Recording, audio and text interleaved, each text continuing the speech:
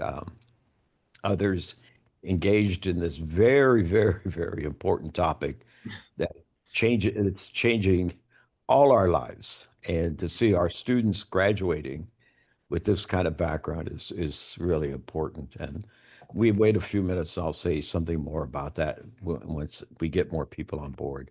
But we're getting a nice audience here.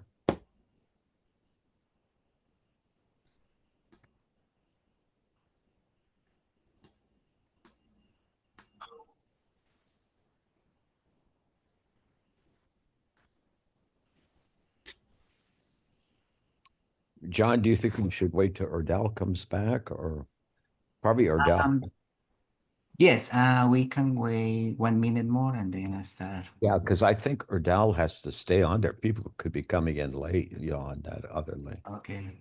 Yeah. Okay, perfect. So, okay, I'm gonna start Here, now. let's wait. It's 4:03. Let's wait just 2 minutes to 4:05. And then I'll greet everybody and then turn it over to you, John, Mhm. to introduce Alonzo.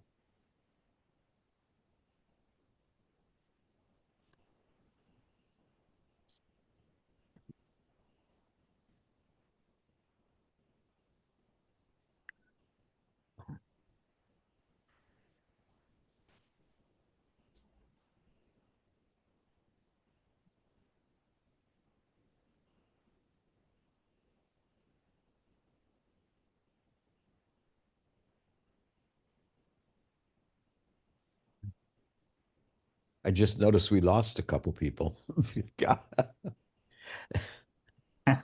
Oh, okay.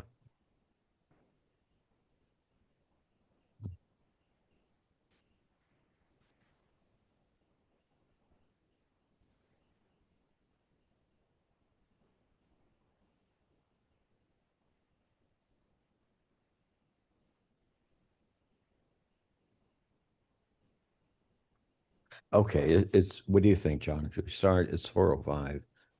Uh, Yeah, start now. I hope more people join us, but I do want to thank you all that have joined us so far. And Alonzo, just expect that others will probably be joining. Yes. There is a faculty meeting, well, faculty staff meeting with the union, uh, Mhm. collective bargaining unit discussion.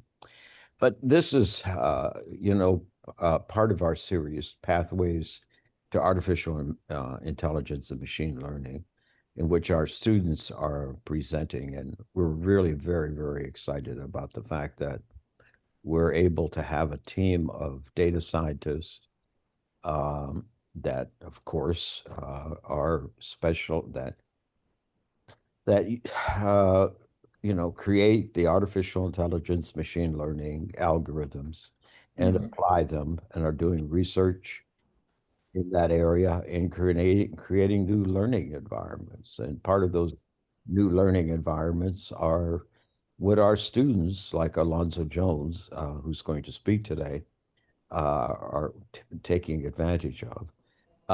I do want to turn this over to Dr. John Hyder Bautista, who is Alonzo's mentor. This is the way we'll operate in this series. We hope to have a speaker every week on Mondays at this time, a student speaker, and to be introduced by their mentor. We are giving a course on generative AI, uh, that is meeting now, and hopefully those students in the generative AI course. It's a course, generative AI, for building machine learning and deep learning models with applications. Okay. And we hope that those students eventually will be presenting also additional other students that our team are mentoring. So let me turn this over to Dr. Bautista to introduce our Alonso. Okay. Hello, everyone. Welcome to this colloquium series of student leader discussion series that is being part of the computational data science program initiative, which started a couple of years ago, where we have undergrad students doing research with faculty at the CIS department. We have some students who have been very active in research, trying to learn different methodologies, ways for them to go into the AI, machine learning, deep learning field. So today we have Alonso Jones, who has been, I think, 2 terms in doing research with me. So he will presenting the learned image classification model for food recognition. He actually was working in creating some application that will be um, a predicting the probability of the or the food item to be recognized by this model. So he used a data set with around 2,000 images. So okay, I will give the time to Alonso Jones to present now. So welcome, Alonso, so you can present yourself and you can share the screen now. Okay. Give me 1 second. All right. Hello, everybody. My name is Alonso Jones. I am a senior in computer science, and I am presenting to you today my research in AI food recognition. And in this particular project, I was basically filling the role of a data scientist, and it was my idea to come up with something that would be used in the modern day. So I chose to lean more towards food recognition. And in doing so, we had decided to use 3 different models, which would have been the VGG19, the ResNet 50, and the MobileNet V2. And the VGG19 was a training model that is 19 layers deep in a neural network that can be loaded with pre-trained models of the network trained one more than 1 million images in the data generator. It can classify images into different categories as well. And the ResNet 50 is a 50-layer conventional neural network. What residual networks are is a type of artificial neural network that forms networks by stacking the residual blocks. And then lastly we had the MobileNet V2, which is a conventional neural network that was 53 layers deep. All 3 of these models were used in tandem with one another to compare over the course of our research projects. And so over the results of these, it came out to between the MobileNet V2, the fine-tuned, and the ResNet 50. And so the V2 had the greatest accuracy between all 3 of these training models, and the one with the greatest size would have to become the ResNet 50, coming in at about 116 megabytes. The accuracy was as followed. The VGG19 was about 50%. The ResNet 50 was around 60 to 57%, and the fine-tune came out to 66.1%. And the V2 came out to about 45 seconds to identify the images, but it came with a little bit more time for the accuracy since we had to pre-train the models up with thousands of images. And so this is why it was kind of rated the highest, because during the time that we had given to the other models, it came out to have the most amount of accuracy during these comparisons. And then so towards our conclusion, we experimented with about 4 to 5 different training models, and we learned that the model with the highest accuracy was not necessarily the most efficient in its production. We learned techniques such as quantization that will reduce the model size, and these techniques allowed us to reduce the model size and prediction time. But with limited reduction accuracy, we could also deploy larger models on a web server, but latency considerations may not make it ideal for all applications. So you might want to watch out for that. And from this, I came to conclude that with a little bit more training, the V2 fine tuned would have been the best model for this particular project in general. And so that's a little bit of overview of my project during the time with the professor and my mentor, Jan Bautista. And so I just wanted to show a little bit more of my poster that I had done during the time that I was doing this project. Yeah, so you go a little bit up. Yeah, you can share again, Alonso. Sorry. Uh, and then for people to see the title, I think it was a little high. You go up. Okay, that's the title now. Okay, you have any questions regarding the presentation? Do you finish, Alonso? Yes, I pretty much finished majority of the overview towards. Okay, okay. Now we can go to questions for the audience. You can keep sharing, Alonso. Oops. Yeah, It's just I can't see when I share my screen. yeah, you can keep sharing. Okay, it's You- good. I see people just joining us now from the other website. Alonso, I think we probably need to, and John, probably we need to say more about Oh, what's the motivation here, and, okay.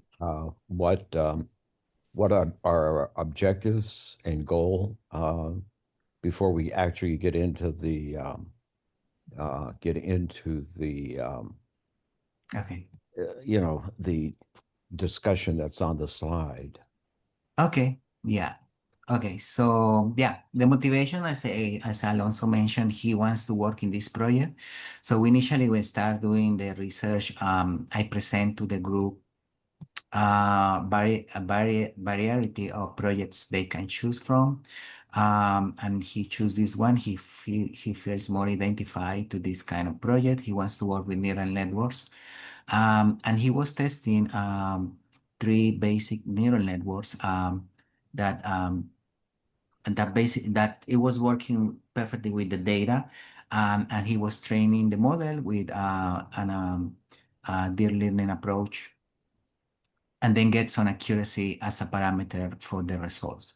So he was concluding that the accuracy was not enough or not a sufficient metric in the production stage of in the industry or market stage. So he realized that he need to look at in other metrics besides accuracy. So I asked him, okay, you have to go now to other classification metrics, and that will come out after the next term. We start looking. He wants to continue the project, but I think he choose another one, right? And he moved to another project. But initially, that was a beautiful thing to show. Like he realized the accuracy was not the only metric he can rely for this kind of classification project. Um, but also, eh, Alonso was trying to use this model in uh, for mobile apps, or trying to extend it to other um, capabilities, not just the website, but we didn't went that further because maybe we will need more resources, and we didn't have at that time. But yeah, so here you notice this is a poster presentation that he was going to Tampa to present in a conference. Um, so the significance of the research it is it goes beyond the technical exploration. It actually go across many domains today when we talk about AI tools, because it can be applied for other kind of image recognition, not only food, but it could go through in biology, chemistry, any field that they need a computer to recognize uh, patterns from behaviors in specific data. So yeah, I don't know if the audience have questions for John's for me regarding Yeah. So yeah, John, I have a question. I bring up. This is very, very interesting. Being able to recognize food, and one of the things I'm very interested in, I think might be of interest to people in the healthcare and healthcare management. If this particular application is recognizing food. Can it, you know, food that needs refrigeration, for example, and is not refrigerated will spoil. Can this algorithm be used to recognize whether some food is spoiled, that it's palatable to eat? I think this could be a beautiful application in our kitchens, whether they be in hospitals or restaurants, what have you. Are we going in that direction? Well, so what you were trying to do, Johnson, in the beginning, Alonso, you want to? Yeah, so the reason I chose this one is because, as the professor was saying, I chose this more in a culinary context, and because I was also using this for healthcare as well because my family all works in healthcare, and I was seeing how I was looking at more diseases that come with cognitive abilities that you're not able to recognize certain objects and things, and so that's why I chose more towards this one because this could be used in the healthcare field as well to help people who can't identify certain things or certain foods, and then this could be used in other applications as well, like you said in the healthcare field that, oh, is it palatable, oh, is it spoiled, and I feel as though given time, this could be branched out into something that can be used almost generally in day-to-day use. And so that's why I chose more towards this project than the 7 other projects that I was given a selection for. Well, I think that's excellent because, this is what we want to do, especially our motivation with our AI machine learning program Mhm. uh, is is definitely about AI's impact on society, and there could be very good impacts and there could be bad impacts, and we want to know what those are. And here is a beautiful example, I think, here where we could use this in the palatability of food, whether it be in our restaurants or in our hospitals, what have you. So how much has to be done to refine? What would be your next steps in this application? Um, So my next steps in this application would, number one, expanding the amount of images that it can be recognized. Because I believe for this one we only trained about 3,000 images per different sets, and so from there I would increase the amount of images that it can use, and then from there I would show it images of spoiled items and images of palatable items, and then from there train it on to see, okay, is it able to recognize if food is spoiled? Is it able to be recognized if food was just freshly made or has it been out for a couple of days? And that would be sort of my kind of next steps of just like a straight out plan of what I would do to, further this kind of training model. And how long do you think it would take to do something like that? Seeing how this only took about a month or two for the projects, feeding it a little bit more images and a little bit more refinement, I feel like it could take about just about the same amount of time, about 2 months, 3 months, and then we'd be able to refine this a lot more than the base model that we have right now. Yeah, like I said, this is very interesting. I have not seen anything done in this direction. I don't know about our audience here, if members of the people here have seen anything in this direction. We would like to open it for discussion, people from the audience. You can And post your question also in the chat. You don't want to. oh, John, you said there were questions in the chat? No, I say the audience can Oh, post sure. anything on the chat. Yeah, please. Please. Uh, uh, what do you think about publishing this article, this work? Um, I feel I would just need a little bit more polishing up on it. I feel as though I can create a little bit more, add a little bit more details because I feel like the poster I have of right now is a little bit too baseline. But given about a week or two of a little bit more polishing, I feel as though I would love to publish this. I would love to work furthermore into this project that I have going on right now. Yeah, something we can with I say a challenge was the computational resources, because we wanted to continue when he had to switch to a different project, right? But the challenge was that we didn't have any computational resources, because this consume a lot of computation to run the models. I think now that we have uh, Nautilus cluster, maybe we can try that one. That's another challenge. So, I see John, Dean Mary Simmons has her hand up. oh yeah, Mary Simmons. Hi, you have a question? Yes, hi. Thank you, Dr. Allo, for the invitation. I think this is a good project also, and well worth the time to put more study into it. I do want to add on to what Dr. Allo stated about using this type of project to detect if foods are spoiled or if how long have they been out of their shelf life, as that pertains to health. And I'm sorry, I'm Mary Simmons. I serve as the dean in the School of Allied Health Sciences. And so it's very intriguing because if we can detect, I'm envisioning you're in the grocery store, right?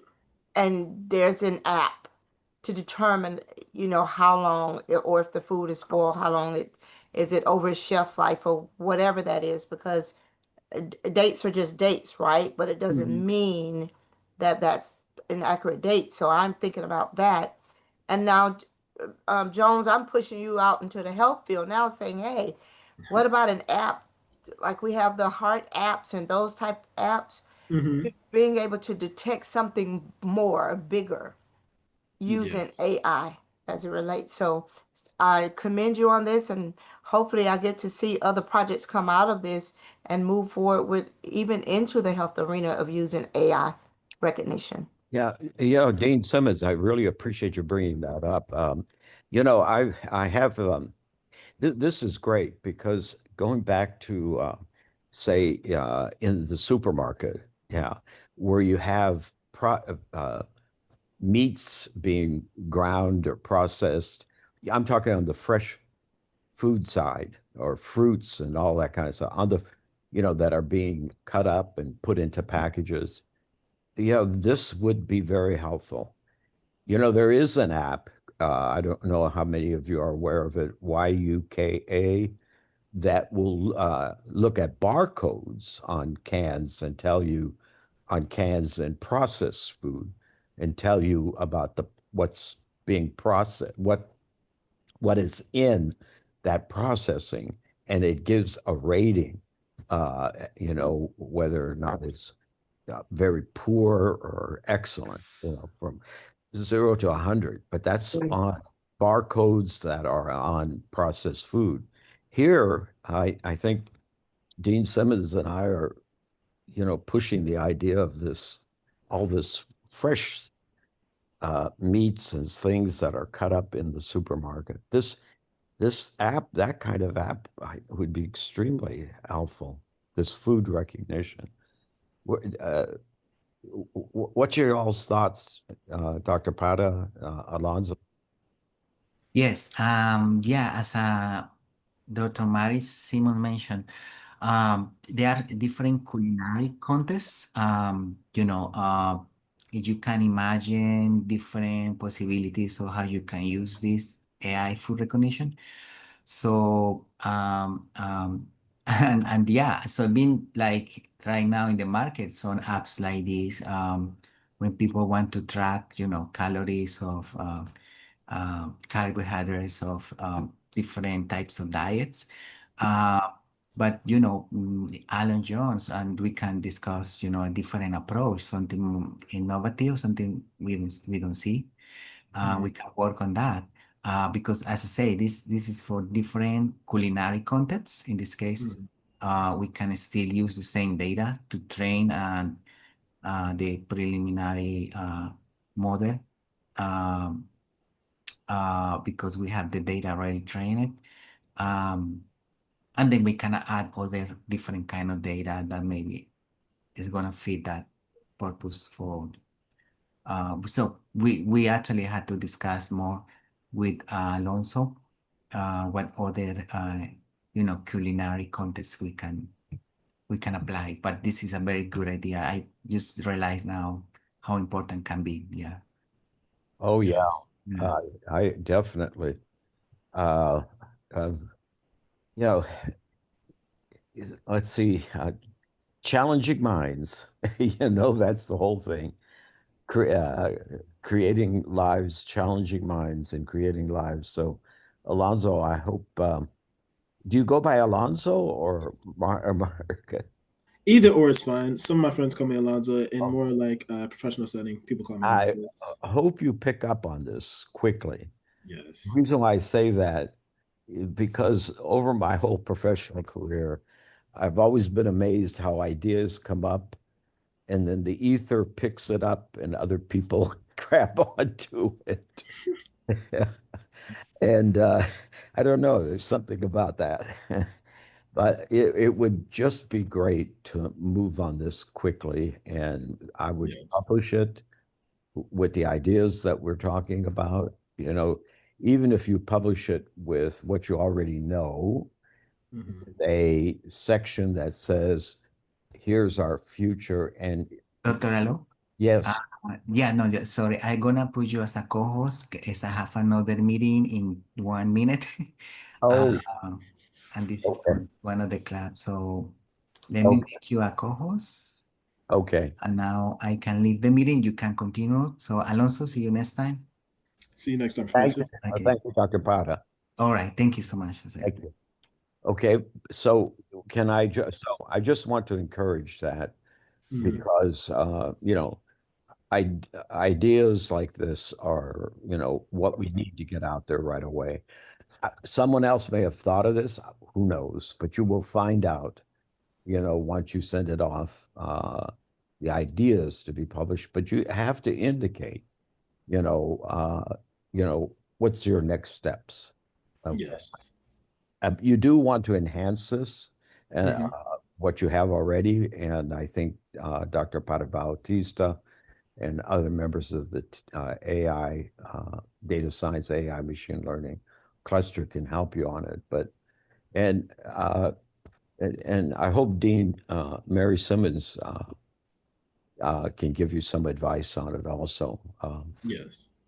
Uh, I think she's still with us. Mary, are you still with Yes, us? yes, I'm still here. Hmm. Yeah. What do you think about this, getting out to it and getting at least putting a preliminary publication out there? Oh yeah, sure. I think this is worth publishing. You almost want to try to patent something before so no one takes your idea, you know? Yes. Exactly. And that's enough. Thank you for suggesting that because okay, Alonso, get Dr. Parabautista to introduce you to our uh, technology transfer director, uh, Okay. David Teak. Okay. Okay. And I also will talk to him, but yeah, you do need to start thinking about how we put this together. Okay. Okay. Yes, sir. Other questions from anyone? This was very exciting. I'm very glad to see this.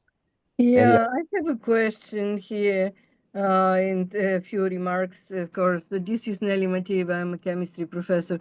So, first of all, the presentation was excellent. Thank you very much. This was a great work. So, as a chemist, I'm really concerned about recognizing foods that contain, for example, harmful, obviously proven harmful substances such as azo-dyes, certain sweeteners, and so on. This is very important for everybody's diet, not only people with certain conditions. So, do you think that you can include something like this in your model? I feel like we can, as long as there's like a certain kind of, I don't want to say example, but since this is based off of image recognition, as long as there are certain images that can show the kind of symptoms that, Mm-hmm. like you were saying, if there's some dangerous chemicals within the food, as long as there's images to provide the model, then we will be easily be able to implement that within the training models. Okay, well, let's think about this. Mhm. Let's think about this. Yeah, this will be actually something excellent to show to everybody. Yeah, and of course to publish or patent. Yeah. Yes, ma'am. Okay. Thank you, Alonso. So do we have other input from others here? Anyone else? So, Alonso, you're graduating this semester, is that correct? Next semester. Uh-huh. And what are your plans? Right now, I'm looking towards a full-time position with Capital One as a software engineer, and as of right now, I'm waiting on the application. I was in talks with the HR team, Tiffany Brown, and so that's kind of my plans moving forward to see if I can get a full-time position with Capital One or any kind of startup company, or yeah, that's kind of my plan as of right now. I'm not too worried. I was worrying during the summer, but then my dad came to me. He's like, "You should relax and slow down. You have plenty of opportunities ahead of you." So I think I want to start moving towards that direction. Well, do not let up. Do not let up on your work in advancing in artificial intelligence and machine learning. Yes, sir. This is university education is rapidly changing, Mhm. and these tools, data science, artificial intelligence, which fosters, of course, artificial intelligence, machine learning, deep learning, are in demand for all our graduates. Doesn't matter if you're in STEM or non-STEM. All our graduates are going to be entering the digital professions. Mhm. Our professions are digitalized. And to be successful, you not only need your degree, whether it's in computer science or it's in humanities or in allied health, you're going to also need these and how to use these tools. So don't give up on this. Keep going. You've started a good foundation here. And Yes, sir. it will behoove you to move in this direction, whether you go to Capital One or you go whatever job you go to advance. And so hopefully we will have our master's program coming up soon in data science, artificial intelligence. Yes, sir. And you might consider that. I hope we will have it as an online program. And so definitely consider that. I will. Hey, other questions from anybody? Are we all okay? I have a question. Go ahead.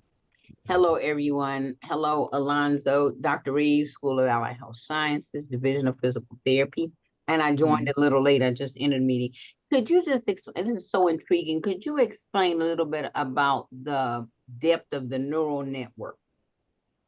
I see where you talk about, you mentioned 53 layers deep and 19 layers deep. Could you explain that a little bit for someone Yeah. that's So a novice, doesn't know? when I first started doing the project, this was kind of like my introduction to these training models. And so basically, depending on how many layers the neural network has, is don't want to say how much more computational power it would take to, further enhance its training capabilities, but I would kind of like put it in the base terms as the more neural networks it has, the quicker and more efficient it's able to think. Okay, thank you. No problem. To give you a little bit more about the number of layers that the neural network has, Yes. it's a measure of how complex the neural network is, because what happens is that each layer is connected to each layer, and so therefore the more layers you have, the more layers of computation that you go through. What we've kind of seen is that after you get past a certain number of layers, what happens is that, especially for reasoning models, the layers go through a certain kind of reasoning process where they kind of eliminate things that have a low probability of being true while trying to push forward things that have a higher probability of being true. and so it's a measure of complexity. Sometimes these bigger networks have billions of neurons, and those are thousands and thousands of actual layers that they put together. And right now there is a struggle between either making them larger or making them actually smaller, more compact to focus on doing specific things well. But that's basically what your neural networks your layers are. Thank you, Dr. Maurice. Thank you. Okay. Thank you, Dr. Maurice. That was very good. Other people? Well, if there are no more questions, I do want to thank everyone for joining that has joined us. We're going to continue this series. We're trying to have these every Monday at this time. And these are our students, and they can be in any discipline. So if any of our faculty that are on here are from out any discipline whatsoever, having students using these tools, please let us know, and we'd love to have them give a presentation. It's important, the dedication of our students as they're learning these tools. And as I said, we hope that this will lay the groundwork for our expected master's program. So thank you, everybody. And are there any other questions before we sign off? Oh, I was just going to add one other thing. If you have students who are interested in learning these tools and how to use them, we can help with that as well. Yes, that's correct. Oh, do you want to tell people about the workshops that are coming up, Erdal? I didn't set the first date to start. I was hoping to start it next week. But we are redoing the workshops for faculty and staff. And those workshops are an introduction to artificial intelligence. Like the question that they were asked earlier, what's a neural network and what's the different layers? We started that, and then we go all the way up to teaching you how to use AI to help you code to actually create projects just like the one that you saw today. With the conjunction of using AI to build AI, it's actually not that difficult to start from scratch and get to a place where you can create something that's useful. And we're going to start with, we're going to talk about generative AI. Yes, a good example of that was that my son is learning. He's in 10th. He's in the 4th grade, and he's learning words. And so I just asked Google Gemini to write code for a what's it called, a spelling app. And so all I do is I give it the text. I said I was going to give you the text of all the words that he was learning to spell, and then it created an app that would speak the word out, have him type it in, and check the answer if it's right or not. That's an excellent example. And I want to just emphasize, so as Erdal has said, we're going to run these workshops like we did last semester, but we're enhancing the workshops. We're running faculty, staff, and students. And the idea is, with generative AI, it's, programming. If you're concerned about being able to write programs, you don't need to really worry about that much anymore, because as he just mentioned, we have our tools that will help us do that. Okay, so the real issues out there to learn how generative AI works, and that's what we're doing in the course we're teaching. We're teaching a special topics course right now. It's called Generative Introduction to Generative AI for building machine and learning and deep learning models with societal applications.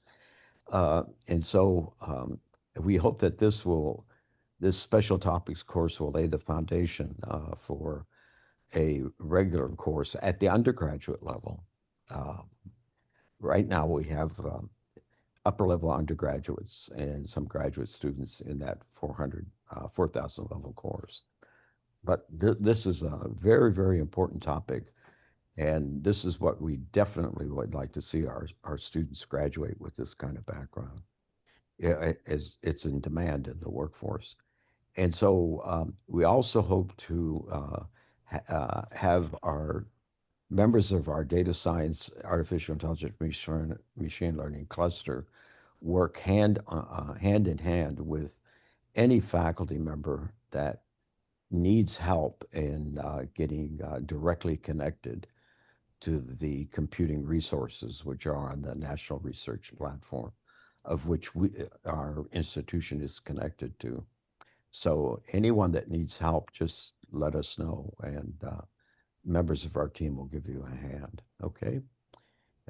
Any questions on any of that? And I think, are those starting on September 17th, Erdal?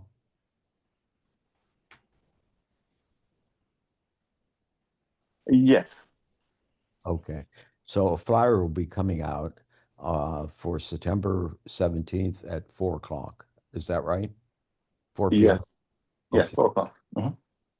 Well, thank you, everybody. I don't see anything else in the chats.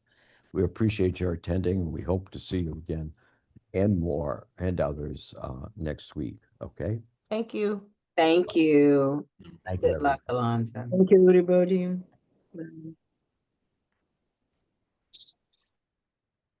Thank you, Alonzo. No problem.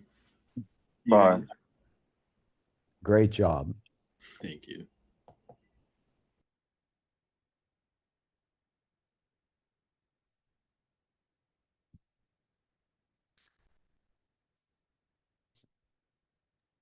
To get myself out. There we go.